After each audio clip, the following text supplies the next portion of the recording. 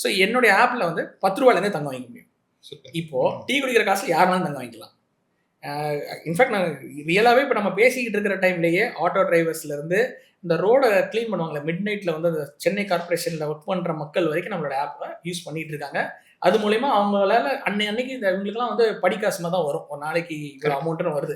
அந்த அமௌண்ட்டில் ஒரு 10% 20% எடுத்து அவங்க கோல்டு வாங்கி வச்சுக்கிறாங்க.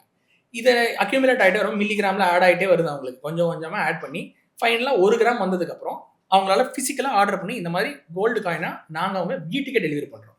சூப்பர். இப்போ இதில் முக்கியமான விஷயம் என்ன அப்படின்னு நினைச்சீங்க, இன்னைக்கு நம்ம ஆன்லைனில் போயிட்டு ஈஸியாக வந்து காய்கறி, பால், தயிர் எல்லாத்தையுமே நீங்கள் ஆன்லைனில் ஆர்டர் பண்ணால் வீட்டுக்கு வர மாதிரி இருக்குது. இந்த தங்கம் மட்டும் ஏன் அப்படி வராது அப்படின்னு கேட்டால் வர வைக்க முடியுங்கிறனால தான் நாங்களும் அந்த டிரான்சிஷன் ஃபேஸில் இருக்கோம். சார் அதாவது 10 வருஷத்துக்கு முன்னாடி எடுத்தீங்க அப்படின்னா ஆன்லைனில் ஏதாவது வாங்கினாலே வருமானு பயந்த மக்கள் இருந்தாங்க. கரெக்டுங்களா? ஆன்லைனில் ஃபோன் ஆர்டர் பண்ண பயப்படுவாங்க.